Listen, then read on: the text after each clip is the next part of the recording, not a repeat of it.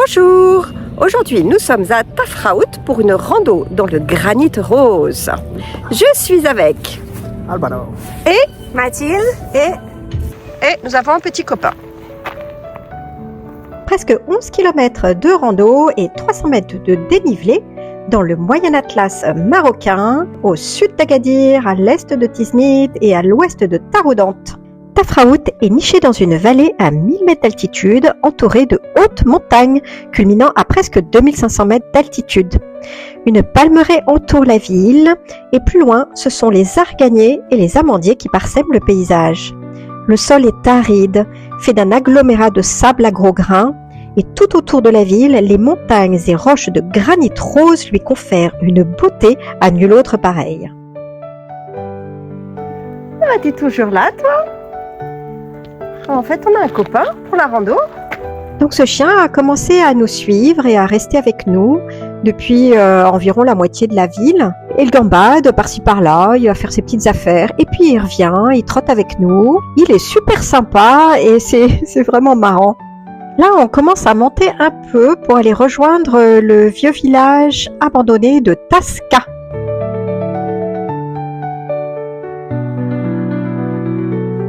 Vous ne trouvez pas qu'on dirait une otarie ?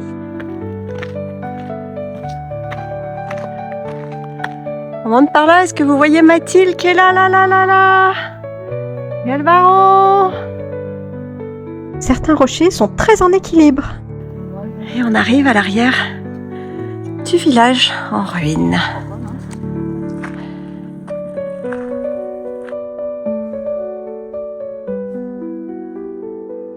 Le haut du village de Taska n'est plus habité et la plupart des maisons tombent en ruine. Par contre, il y a des habitants qui habitent sur le bas, le long de la vallée. Ça fait un petit moment que le chien est avec nous et Mathilde a décidé de commencer à le nourrir un peu. Il réclamait pas du tout de nourriture, mais il a l'air bien content de manger un petit bout de pain. Il est trop marrant, dès qu'on s'arrête pour faire des photos ou pour se poser sur une pierre, comme ici, eh bien, il se couche à l'ombre et il fait un petit somme. Et dès qu'on repart, hop, il se lève et il repart avec nous.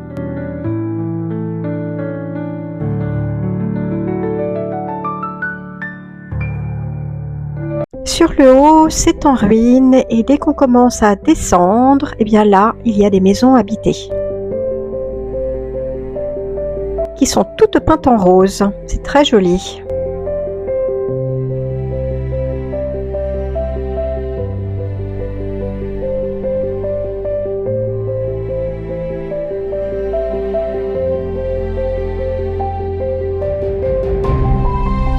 Et on redescend vers le fond de vallée.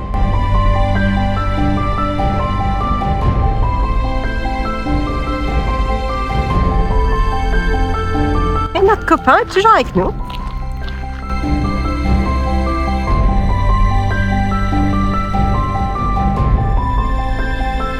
Et soudain, quelques géraniums et des bougainvilliers. C'est le moment de parler un petit peu du climat de Tafraout. L'hiver est très froid. Il peut faire jusqu'à 0 degré et la neige peut se déposer sur les hauteurs autour de la ville. Et l'été, il fait très très chaud, 40-45 degrés. La saison humide, c'est novembre-décembre et le reste du temps, c'est un climat très sec. On quitte le fond de la vallée pour monter sur un petit col. Et là, le sentier se rétrécit et devient un petit peu technique. Ça, c'est cool.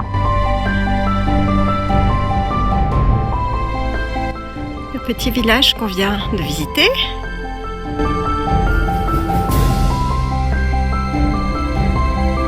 Et Chico, c'est comme ça que Mathilde l'a appelé, qui se repose à l'ombre. Bon, Mathilde veut donner de l'eau au chien, mais il préfère se reposer. Et c'est reparti, et là vous voyez 3 arganiers.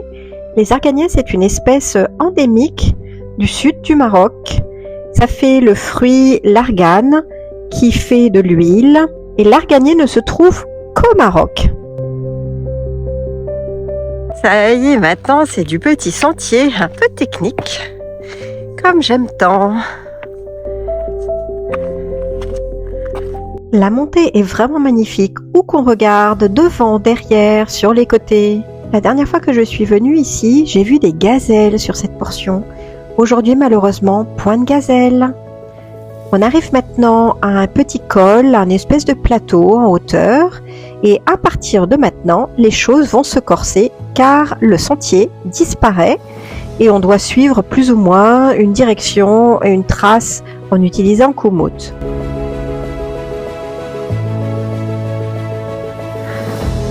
Un petit doute sur le chemin. Allons voir. Est-ce que ça passe?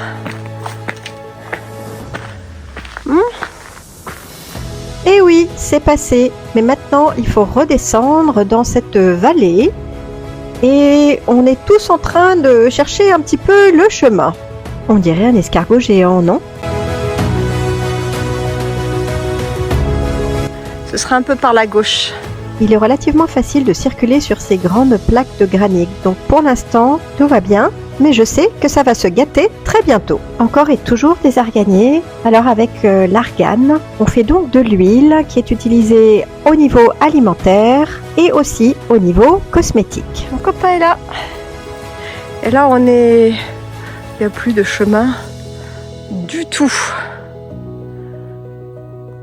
Donc là, comme vous pouvez le constater, on descend comme on peut. Heureusement, le granit, ça accroche bien et c'est super ludique. Il y a une spécialité du sud du Maroc qui est l'ablou. Et donc, c'est un mélange d'huile d'argan et d'amandes pilées. C'est délicieux sur les smem en particulier. Les smem, ce sont des grandes crêpes carrées que l'on peut manger le soir avec la harira ou au petit déjeuner. Et la harira, c'est la soupe marocaine. Il y a des gens qui font de l'escalade. Alors, je ne sais pas ce que vous en pensez, mais vous ne trouvez pas que c'est extraordinaire, toutes ces formes et tous ces rochers en équilibre? Et les grimpeurs continuent leur ascension. On chemine de nouveau sur une grande plaque de granit et on zigzague entre les rochers aux formes les plus étranges. Et Chico est toujours avec nous. De temps en temps, il court sa lapin, mais il revient toujours. Pendant qu'on pique-nique. Petit dodo. Avant d'entamer une montée qui sera compliquée car dans les rochers, petit pique-nique. Il est sympa, il n'est pas venu réclamer pendant qu'on pique-niquait, alors on le nourrit un petit peu.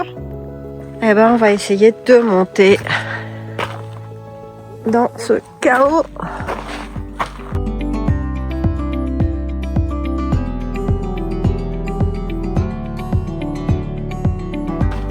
Oh, il fait froid là-dessous. On suit la direction indiquée par Komoot, mon appli de rando, mais il n'y a absolument pas de chemin. Mais c'est rigolo de monter là-dedans. Ça y est, on prend de la hauteur.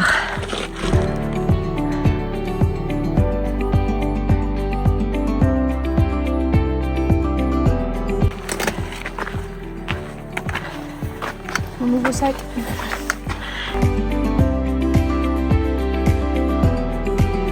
Et les grimpeurs ont maintenant atteint le sommet. C'est un peu un labyrinthe et le chemin le plus court n'est pas forcément la ligne droite. Il y a de beaux cactus sur ce versant-là.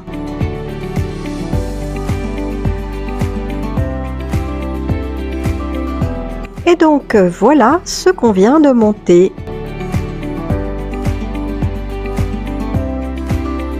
Et comme l'avait prévu la météo, les nuages sont arrivés. Mais l'éclairage reste magnifique quand même.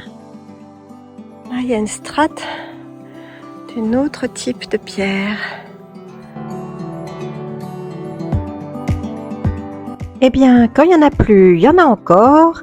Après le premier petit col, eh bien, ça recommence à monter dans tous ces rochers. Mathilde a été attirée par cette grosse plaque de granit. Elle est montée tout en haut, mais c'est pas du tout le chemin. Elle a dû faire demi-tour pour trouver un autre moyen d'atteindre le dernier col. Et ça y est, le voici enfin. On y est. Et à nos pieds, Tafraout.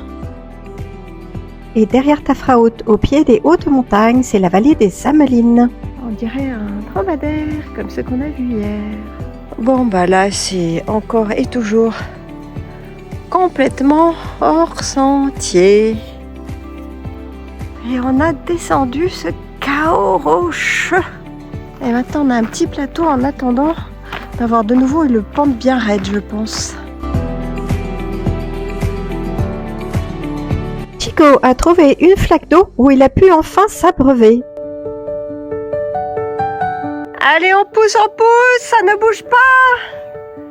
Il a l'air juste posé sur le sol et calé par quelques cailloux. Impressionnant. Et là, il y a de la roche toute grise, foncée, et là, gris clair. Et ça continue d'être un peu acrobatique pour descendre. Il y a un bâtiment construit sur un rocher qui a l'air complètement inaccessible. On arrive bientôt à Tafraout. Il va être temps de se séparer. Qu'est-ce qui va nous manquer? Alors Mathilde donne à Chico le reste de la vache qui rit et du pain qu'on avait utilisé pour le pique-nique. 200 mètres plus loin, Chico a rencontré une copine à lui et il est allé lui conter Fleurette. Ça a facilité nos adieux, mais on était bien tristes quand même. Et c'est ainsi que se termine cette magnifique rando.